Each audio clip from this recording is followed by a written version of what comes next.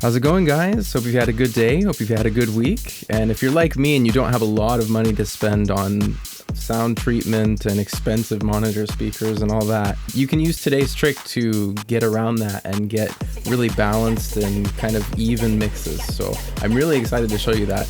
Before we get into it, let me introduce myself. My name is Sam Hiff. I'm a DJ and producer based here in Seattle, and I post tutorials and stuff like this about every week. So if you like what I'm doing, be sure to subscribe. All right, with that said, let's get into Ableton and I'll show you what I mean. All right, so here we are in Ableton. This is my DAW of choice. And yeah, this is a new project. I haven't shown this on the channel yet, but this is a new remix I'm working on my Twitch channel, which I'll put my Twitch channel handle. I'll put my Twitch channel handle right up. Oh, wrong one. Right over here, right up here. So we work on production every Wednesday at 7. So yeah, you can go ahead and see what I do there. So I started this. I'll go ahead and play part of it through. We're not done with it yet at all. So very early stages, but I want you to hear how it sounds at first, and then we'll get into the mixing trick. So.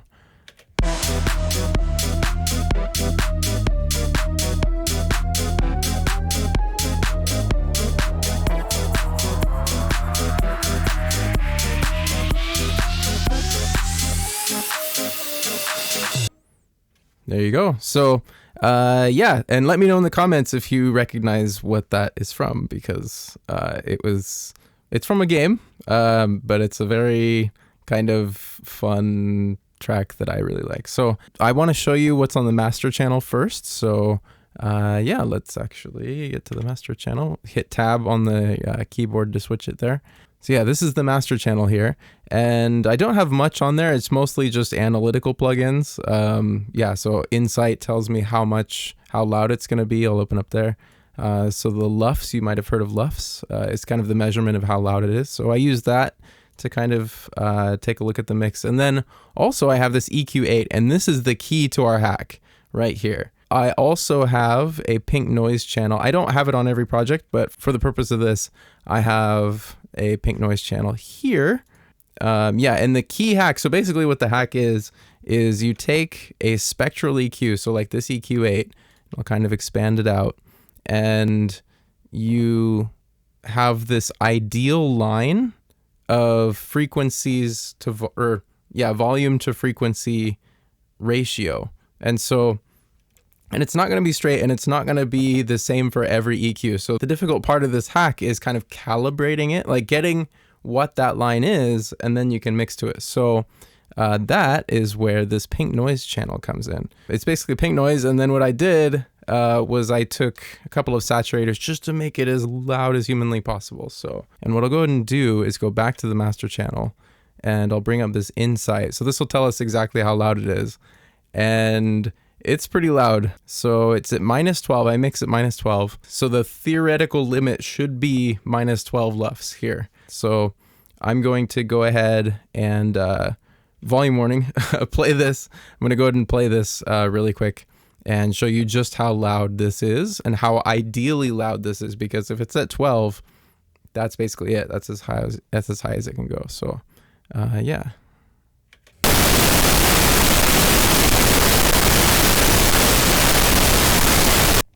So yeah, that's pretty close. Like that's pretty loud. Okay, so so yeah, that is our bass line, and I'll show you what the EQ8 looks like here.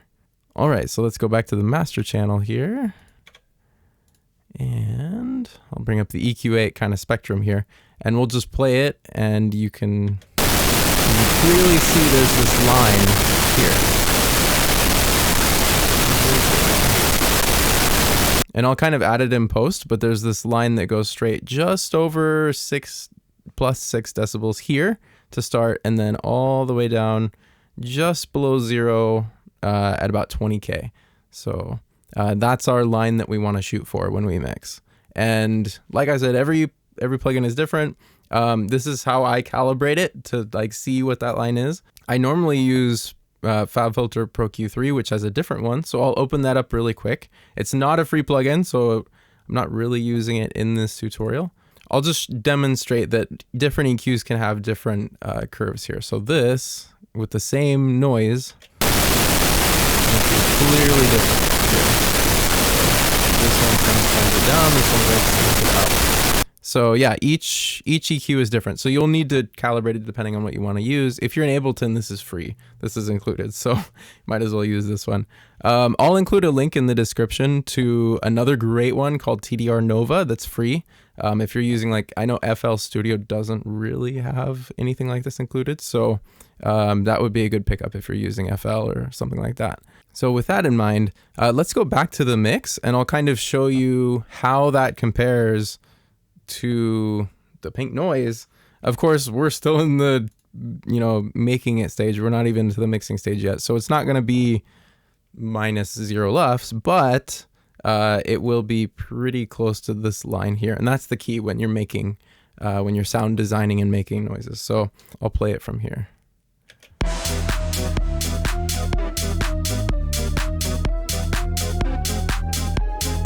See how it's kind of following that line. Maybe the bass is a little bit high, but basically following that line. And so with that, I'm confident that this will sound decent on any system, even though I haven't even mixed it yet. And that's because we have it leveled correctly here. So yeah, that's basically it. Just 2, maybe 3 quick steps. 1, take a Spectral EQ like this, and 2, follow the line. And if you don't have the line, that's where the third step is use pink noise and a lot of saturation to make it as even as possible, and kind of calibrate it and find that line for your EQ.